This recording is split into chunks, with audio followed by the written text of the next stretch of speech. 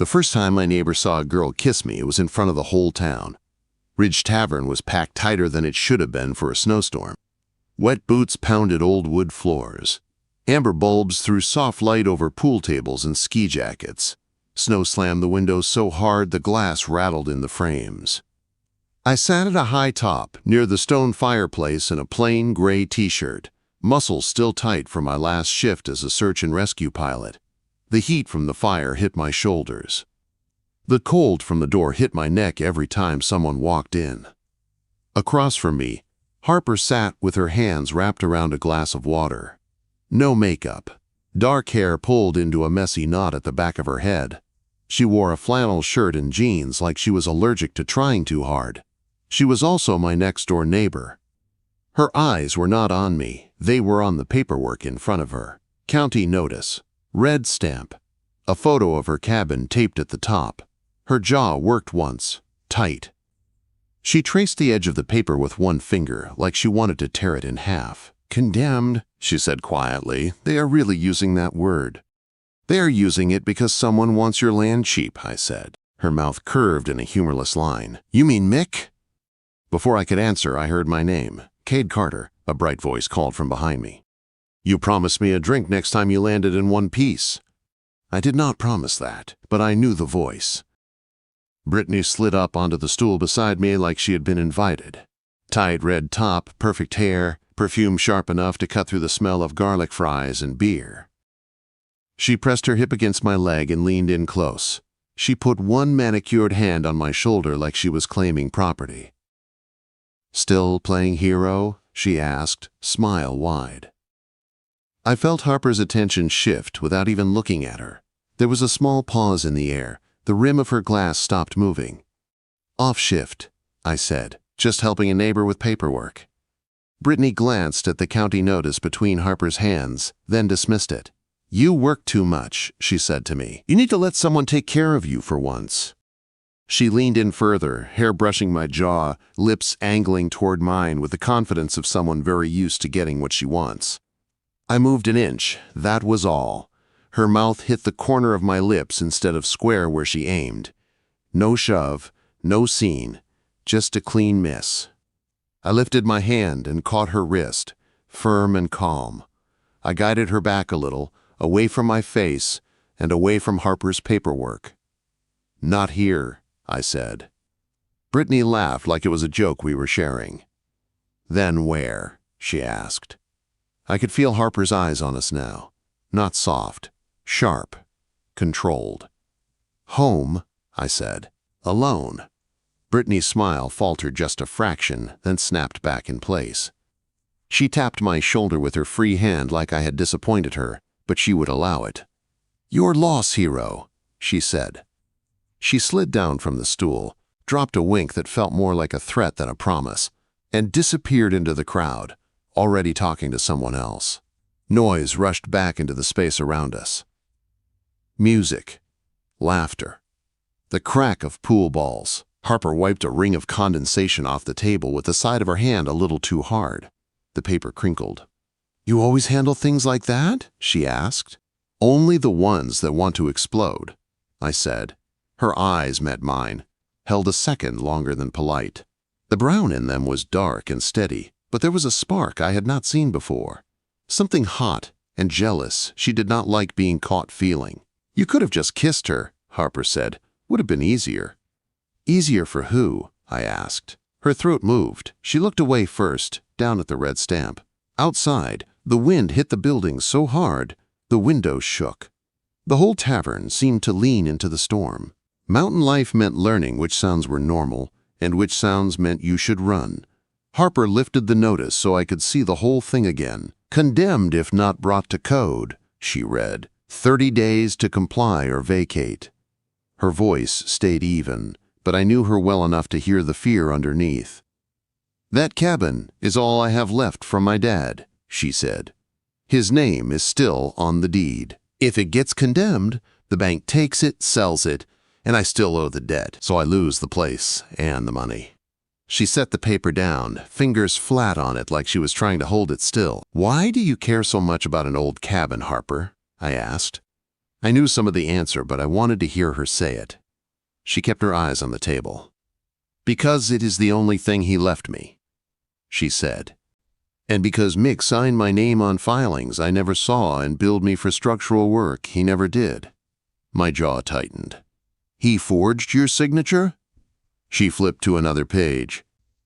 Her printed name sat under a shaky scribble that did not match the clean signature on her driver's license I had seen once when she locked herself out and needed me to sign a package. "That is not my handwriting," she said, "but the county thinks he fixed the framing, so they think I am the problem for not paying him more to fix it again." "And you are sure you do not want to press charges? Why?" I asked. "Because while I fight him, the clock on the bank keeps ticking," she said. Her fingers curled into a fist on top of the paper, then forced themselves flat again. "Because he knows I do not have time or money. That is the play. Make me desperate and then offer to buy the lot for nothing." My chest tightened, not with romance yet, but with a hard, clean anger. I had seen too many disasters built by greed and shortcuts. "This is not your problem, Cade," she added quickly, like she had practiced the line. "You fly helicopters and pull people off slopes. You do not have to fix my roof, too." "It becomes my problem when a corrupt contractor is counting on you being alone," I said. Her eyes flicked up fast. For a moment, all the walls dropped, and I saw how tired she really was, how scared, how stubborn. "Besides," I added, "I am pretty good with roofs." She snorted, the sound sharp. "You are pretty good at collecting admirers," she said, nodding in the direction Brittany had gone. I leaned my elbows on the table. "Is that what this is about?" I asked. She lifted her chin. "What?" "You getting mad because someone kissed me in a bar," I said. Her cheeks went hot. "I am not mad," she said. "I just think it is reckless to let some random girl distract you when we are trying to figure out if my ceiling is going to fall on my head." "She is not a distraction," I said. "Good," Harper snapped. "She is nothing." I finished. That shut her up. I let the silence sit for a beat. The fire popped in the stone fireplace behind me. Snow beat at the glass like it wanted in. Then I leaned closer. Close enough that I could see the gold flecks in her eyes. Close enough that I could feel her breath catch. "My neighbor got jealous seeing a girl kiss me," I said, keeping my voice low so only she could hear. "So if it bothers you that much, Harper?" Her lips parted just a little. "Then come closer," I said. "Kiss me like that." Her fingers tightened on the glass. For a second, I thought she might actually do it. The air between us pulled tight like a line under strain. Then she pushed her chair back. The legs scraped the worn wood. "I am not one of your rescue jobs," she said. "I do not kiss you to fix my problems." Quote. She grabbed the notice, folded it in half with sharp, angry movements and stood. "Tomorrow," she said. "You want to help? Meet me at the cabin. Show me what is really failing." She walked away through the crowd, shoulders stiff, braids swinging like a challenge.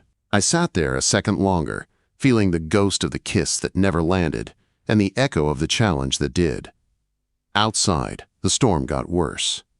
Somewhere up on that ridge, Harper's roof took every hit alone. Tomorrow, it would not. By morning, the storm had buried the street. My truck crawled up the hill through a tunnel of white. Tall pines leaned under the weight, branches hanging low like they were tired of winter already. Harper's cabin sat near the top, dark roof half lost under snow. A bright red paper was taped crooked on the front window. From the road, it looked like a target. I killed the engine and stepped out into knee-deep snow. The air bit my face. My breath went white. Harper stood on the porch in a heavy sweater and boots. She held a folder in one hand and the door frame with the other, like she was holding herself up by force. Her cheeks were pink from cold and anger. A man in a bright orange jacket was on the steps with a hammer, tapping at a railing that did not need fixing. Mick. I had seen his truck around town, always parked where trouble started. "You cannot be here while there is a stop work order," Harper said, voice tight. "It is a county flex," Mick said, loud and smooth. "They want more money. Let me handle it for you." "You billed me for engineering you never did," she said. She opened the folder and held up a printed email. I caught the subject line in big bold letters. Missing calculations. The email was from the county. It was addressed to Mick. He glanced at the paper and shrugged. "They are just fishing," he said. "I can fix it for a fee." I climbed the last step and took the red paper on the window in. Stop work order. White block letters on top. Handwritten notes under it. No more structural changes until review. "Morning," I said. Mick looked me over quick. "You the neighbor?" he asked. "The pilot who plays handyman now." "I am the neighbor who reads notices," I said, "and the neighbor who does not like roofs and blizzards held together with promises." Mick's smile thinned. "This is between my client and me," he said. "I am not your client," Harper said. She flipped to another page and laid it flat on the porch post. Her printed name sat on a signature line.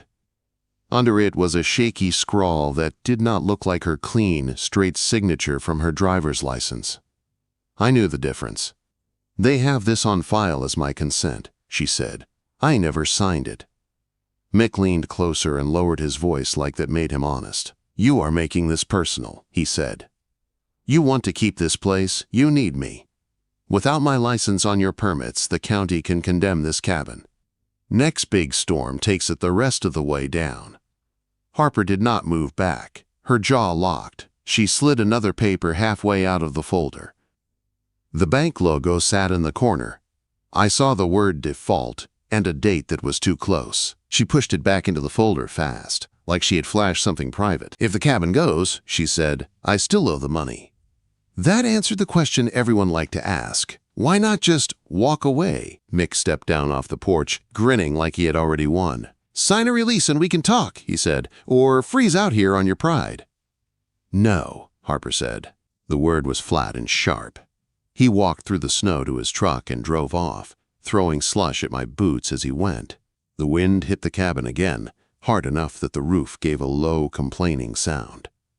Inside, the place smelled like cedar and dust. A stone fireplace sat cold on one wall. Tools were stacked in one corner. A ladder leaned under a stained crack in the ceiling. Harper set the folder on the table and pressed her palm over it. For a second, her shoulders dipped. Then she straightened them and looked at me. "I am not staying because I love this view," she said. "My dad left this place with rules." The bank added their own. "If I fail the rules, I lose everything and still owe everyone." Quote, "What did Mick offer you?" I asked. She opened the folder and slid one sheet toward me. It was a small contract, release of claims in one paragraph. Option to buy the property in another, for less than the loan amount.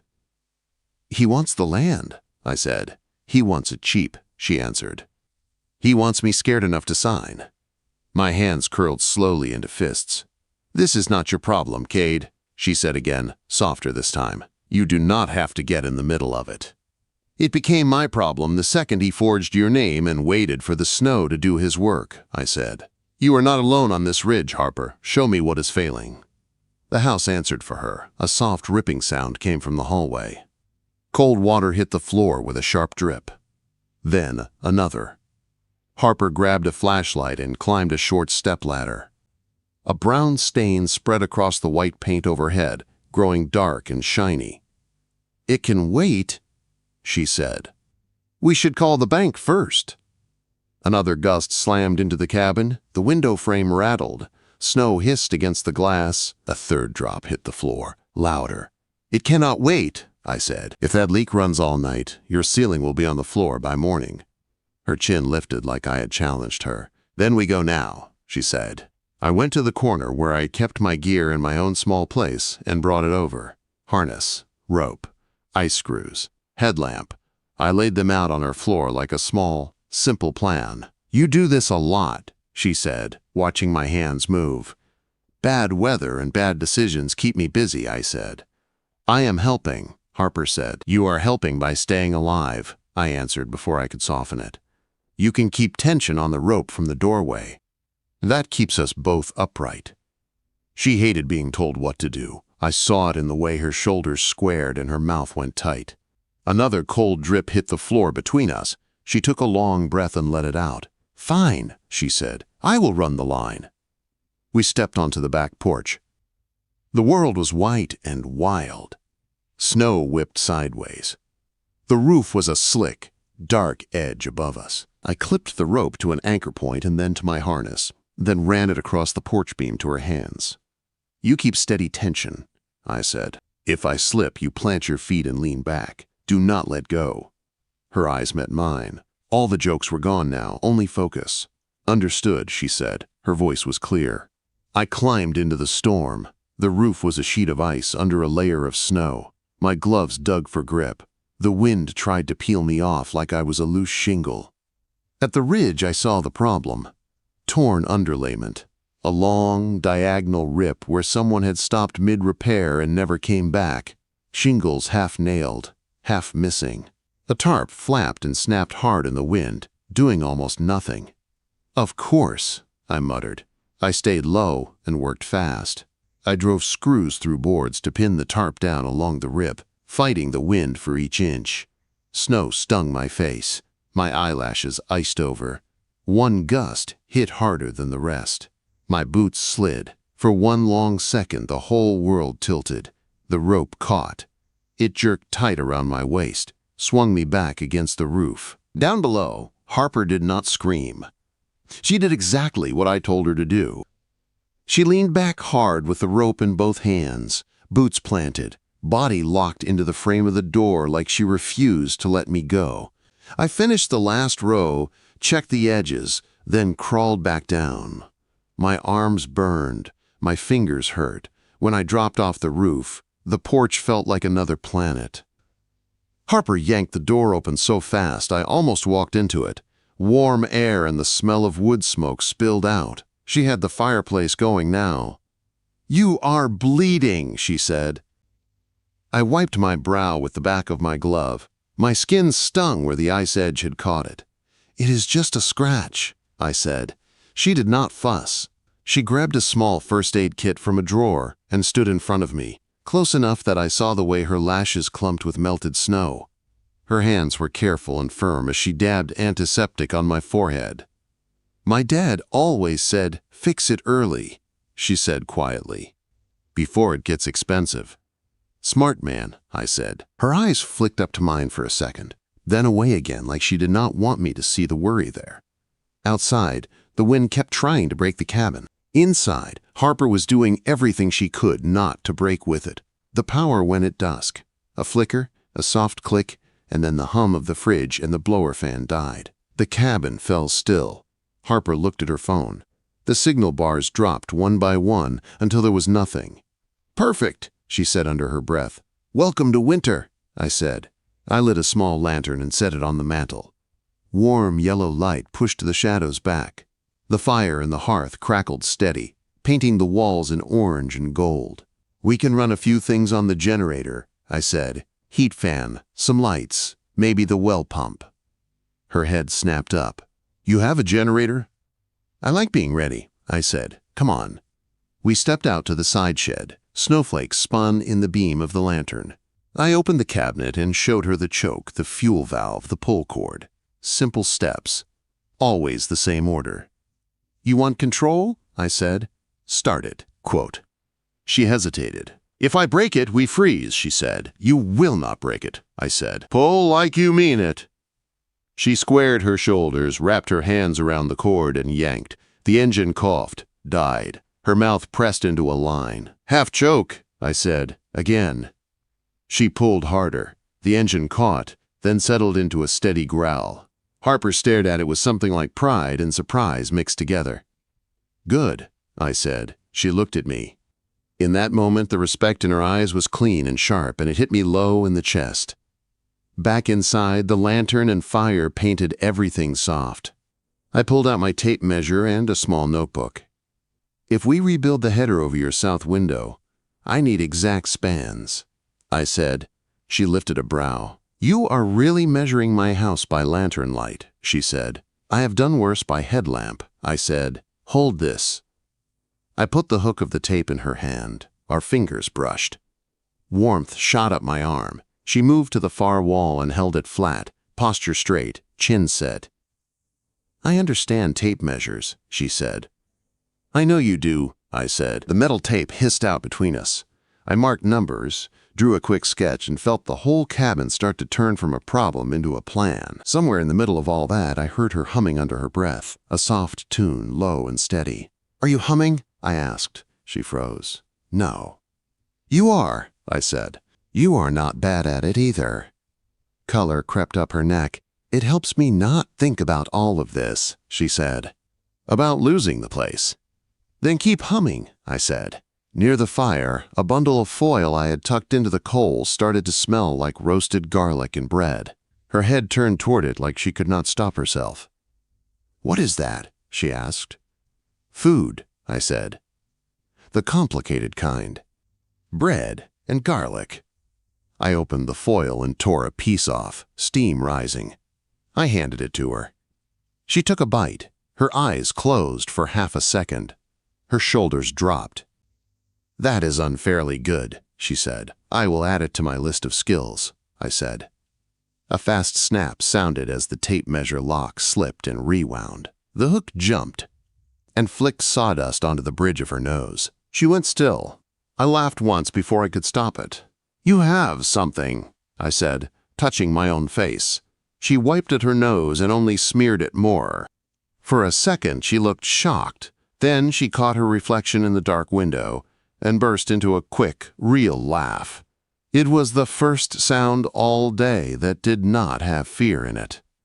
We stood there, close but not touching, with sawdust on her nose and garlic in the air. The storm beat at the walls. Inside, for the first time, it felt like we might actually beat it back. Morning came soft and gray. The storm loosened its grip and left everything heavy and quiet. My body ached in all the places that had hit the roof. Harper sat at the kitchen table with her laptop open, hair still damp from a fast shower, hoodie sleeves shoved up. The generator hummed low outside. The folder of papers sat beside her, half open like a wound. "Cade," she said. Not loud, but sharp enough to cut through the hum. I set my coffee down and walked over. "What is it?" quote. She turned the screen toward me. A county filing sat open, Mick's company name at the top, Structural Remediation and Engineering Services, her cabin address. Under it was her name and a digital signature. "He filed this yesterday," she said. "It says he did all the work the county asked for and that I signed off." She pulled a printed copy of her real signature from the folder. Side by side, the difference was clear. Her real one was clean and straight. The one on the screen leaned crooked, letters smashed together. "That is fake," I said. "Yes," she said, "but the county does not know that." I watched the way her hand shook once on the mouse, then went still. Mick was not just playing with wood and nails. He was playing with paper, and paper was what banks and offices listened to. "He wants them to think he fixed everything," I said. "So when the roof fails, they blame you for not paying him more." Her jaw clenched. "He is trying to push the bank to call the note," she said. "If they say the work is done and I still owe him, I look like the problem." "Good," I said. She stared at me like I had lost my mind. "Good? Good that it is this obvious," I said. "Electronic filings leave tracks. A fake like this is easier to prove than a half-done nail hidden under snow." She let out a hard little breath and rubbed her temple. "So what now?" I took my phone out of my pocket and opened a voice memo. I hit play. Mick's voice filled the kitchen, rough and smug. "Without my license on your permits, the county can condemn this cabin. Next big storm takes it the rest of the way down." Harper went still. Her eyes lifted slowly to mine. "You recorded him," she said. "I document threats," I said. "It keeps liars honest." For a moment there was no sound but the soft crackle of the fire and the low drone of the generator. Then she pushed back from the table and stood. "Okay," she said. Her voice had that flat, steady tone that meant she had decided something. "Get your coat. Show me how you handle this." The county truck came first, bright logo on the door. The inspector climbed out with a clipboard. Behind him, Mick's truck rolled up, followed by a sheriff's SUV. The deputy got out slow, hands in his pockets, face neutral in a way that was not really neutral. They all walked up onto the porch together. "Ms. Lane," the inspector said, "we had a complaint filed about unauthorized structural changes." Mick lifted a thick envelope like he was doing a favor. I warned her this would happen, he said. I am just trying to keep her safe. Deputy Ray leaned on the rail and watched, eyes flicking from Mick to Harper. Let's keep this calm, he said. Harper did not look at Ray. She opened her folder and laid papers out on the small table by the door. Email about missing calculations. The fake digital filing printed with the bad signature. The bank notice. A page with the word "Stop Work Order" highlighted. This is what he filed, she said. This is what he did not do. And this is the bank pushing me toward default using his lie. Mick snorted. You cannot prove that is not your signature, he said. Maybe not yet, I said. But I can prove you threatened to use the next storm to finish off her roof. Quote, I set my phone on the table and hit play again. Everyone heard it this time. The inspector's eyes narrowed. The deputy's jaw shifted. You recording me without telling me. Mick snapped. I document my jobs, I said, calm. You walked on to my neighbor's porch and spoke. That is all. The inspector looked tired. This stop order stays in place until a licensed engineer signs off on a full repair plan, he said. That is our rule. Mick jumped on it. See?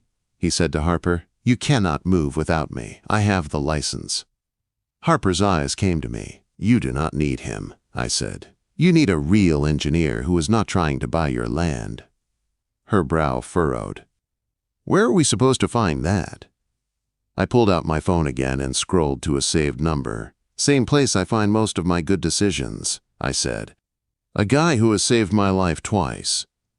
An hour later, a gray pickup rolled into the drive. Commander Lewis climbed out, coat zipped, hair more silver than brown, eyes sharp. He had been my CO in the Guard. Now he worked as a structural engineer and liked mountains better than offices. He shook Harper's hand first. Ma'am, he said, I am Lewis, civil and structural engineer. Cade says your cabin is in a fight. You are licensed in this state? The inspector asked. Lewis reached into his pocket and pulled out a worn leather wallet. He flipped it open to a card and a copy of his seal. Yes, he said, active and current. We walked the whole cabin. He checked the beams we had shored up, the new screws in the tarp, the soaked insulation, the old cuts in the rafters. He measured. He wrote notes. He crawled into the cold, low crawl space and came back with dirt on his knees and a clear idea in his head. Temporary work is sound, he said at last. Roof load is under control for now. Permanent fix is clear. He set his clipboard on the table, pulled out a small metal stamp and ink pad, and pressed the seal onto the first page of his report.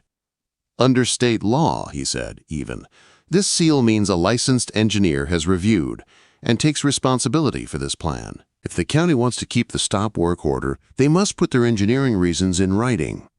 The inspector swallowed. We will have to send that to the office, he said. Do that, Lewis replied. I will wait. The next morning we drove down to the county building, fluorescent lights. Thin carpet. A line of people holding forms they did not want to be holding. The clerk's whole posture changed when she saw the seal on Lewis's report. This is a PE stamp, she said. Yes, Lewis said. Please log it and route it. A building official came out to the counter. He read the report, called someone, then came back with a form. Stop work order lifted, he said. He stamped it. The sound was small, but it felt huge. Harper took the paper in both hands. Her fingers shook once, then steadied. She folded it like it was made of glass and slipped it into her folder. In the hallway, Mick was waiting. His eyes went right to the form. The color drained from his face. You cannot just undo it, he said. You need my sign-off. No, Lewis said, calm. She needs a licensed engineer. She has one. I stepped closer, between Mick and Harper. You filed a fake document with a fake signature, I said. You billed her for work you did not do. If she files a complaint with the state board, you risk your license and your business. Harper took out her phone. Her thumb hovered over the screen. You are bluffing, Mick said. Try me, she said. Her voice was low and steady. Withdraw your lien. Refund what you billed for phantom work. Or I send this in the recording to every office that cares. Mick looked from her to me to Lewis. He saw no give in any of us. His hand shook as he pulled his phone out. Fine, he muttered. I am not losing my license over a stupid cabin." He tapped through his banking app. A moment later, Harper's phone buzzed. "Refund confirmation." She checked it and showed it to me. "Money in. Proof." "Now withdraw the lien," she said.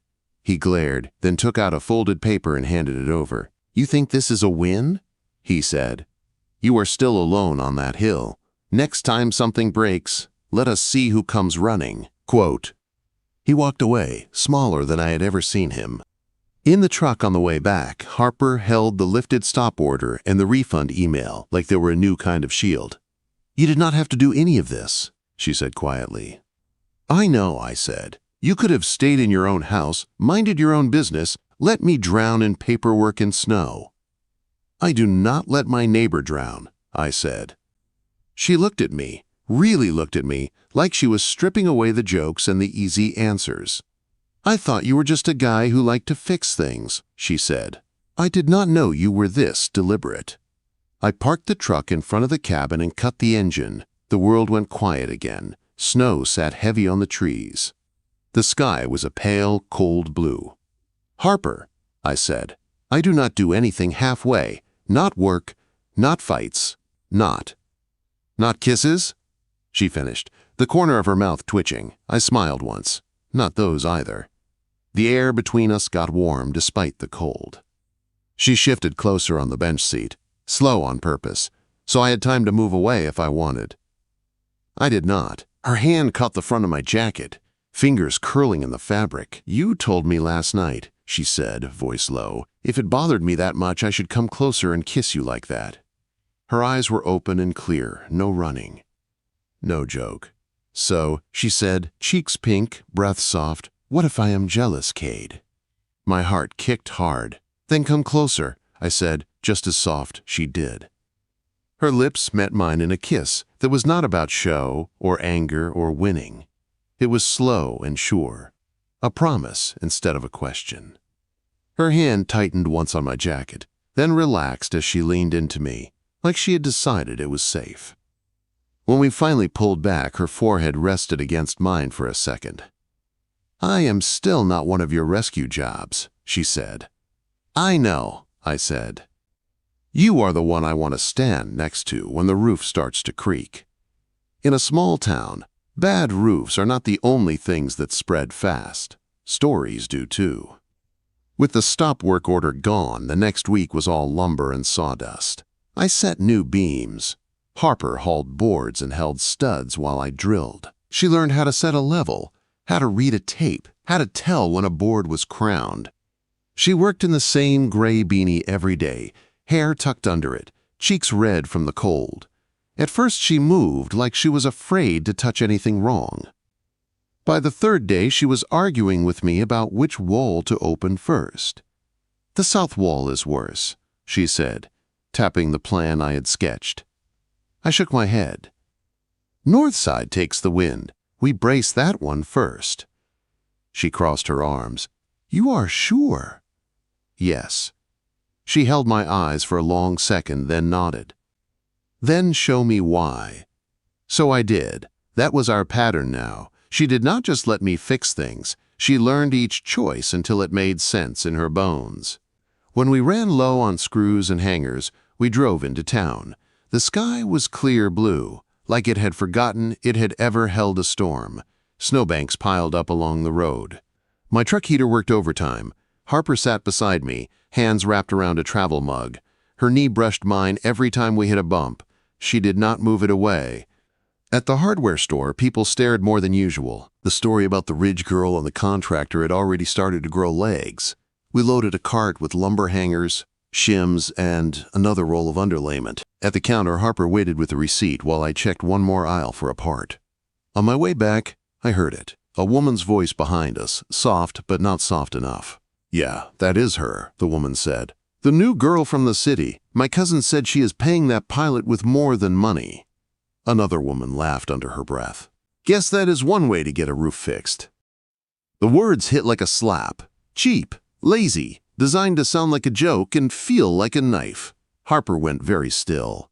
Her hand tightened around the paper. She did not turn. Her shoulders pulled back, like she was bracing for impact.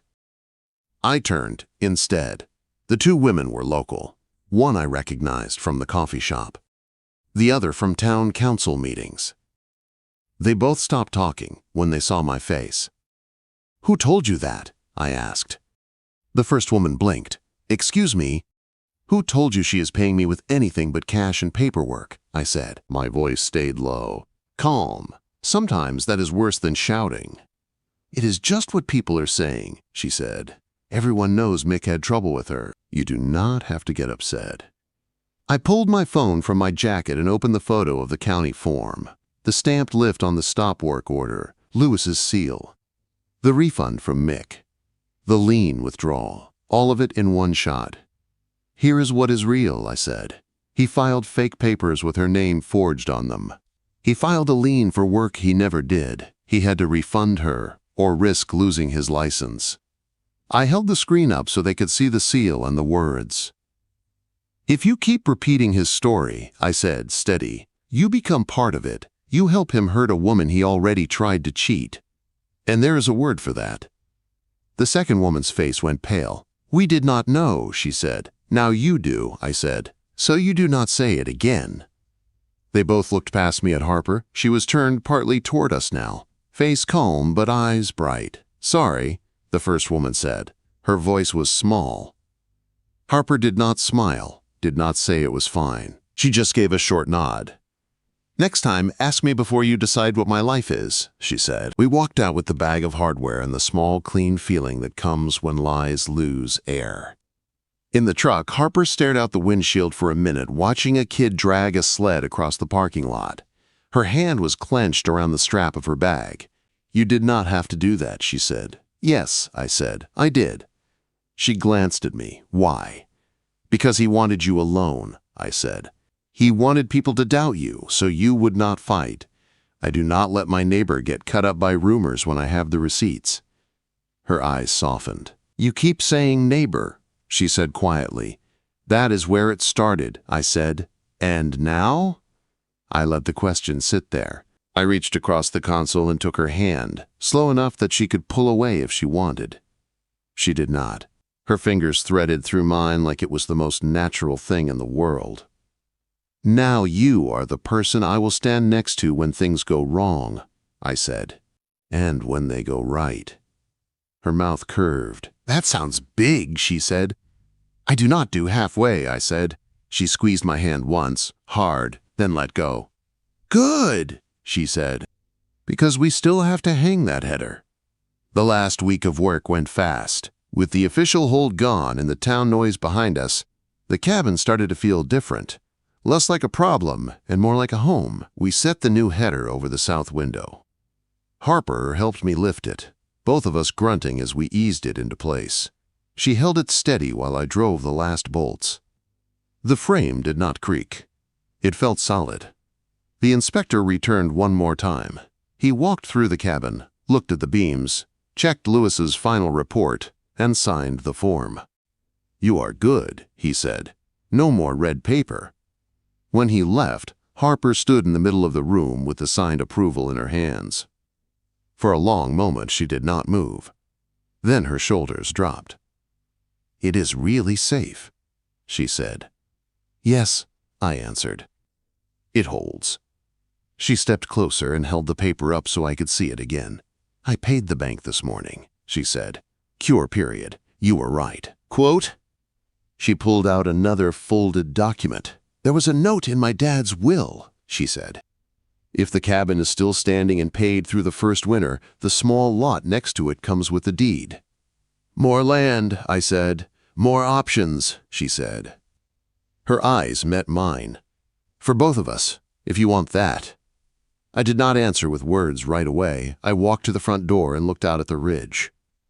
At her cabin, my small place next door, the line of pines, the sky turning gold over the snow. Then I turned back to her. "Yes," I said, "I want that, with you." That night I drove us back down to Ridge Tavern. No snow this time, just a clear, cold sky and icy streets. Inside it was the same room as before. Same stone fireplace, same high tops, same amber lights. But it felt different walking in with her at my side. We took the same table. Brittany was there, laughing with friends near the bar. She saw us, saw Harper's hand hooked loosely in my arm, saw the way I pulled out a stool for Harper and sat close. She walked over, smile still bright. "Hero," she said, "you vanished on me." Quote, "I was on a roof," I said, "and at the county office, and on a ladder, and at the bank." Harper leaned her elbow on the table, calm. Brittany smirked. "Guess you finally let someone take care of you," she said, eyes sliding to Harper. I looked at Harper. "No," I said. "I finally met someone who takes care of herself and lets me help." For the first time, Brittany's smile looked tired. She lifted her hands. "Well, good for you both," she said, and drifted away into the crowd. Harper watched her go, then turned back to me. "You did not move your mouth this time," she said. I smiled. I did not need to. Music rolled through the room, low and warm. The fire popped. People laughed. It sounded like a town that had decided we could stay. Harper's eyes searched mine. "About that night," she said, "when she tried to kiss you and I wanted to throw the table." I laughed once. "I noticed," I said. "You said if it bothered me that much, I should come closer and kiss you like that," she said. "I remember," I said. She slid off her stool and stepped between my knees, close enough that my breath caught like it had in the truck. One hand came up to rest on my shoulder, fingers warm on my skin. "So," she said softly, "my neighbor got jealous seeing a girl kiss you." Her eyes gleamed. No shame in them now, only truth. "And?" I asked. "And I did come closer," she said. "I did kiss you like that." She leaned in and kissed me again, right there at the same table, not rushed, not shy, just sure. The room went on around us, but for a second, all I felt was her hand in my hair, her mouth on mine, and the quiet, strong beat in my chest that said this was right. When we pulled back, she rested her forehead against mine for a moment. "I am still not a rescue job," she said. "I know," I said. "You are my partner." Outside, the ridge stood against the dark. Inside, the ceiling of the old tavern held steady. So did the roof over Harper's cabin on the hill. And so did we.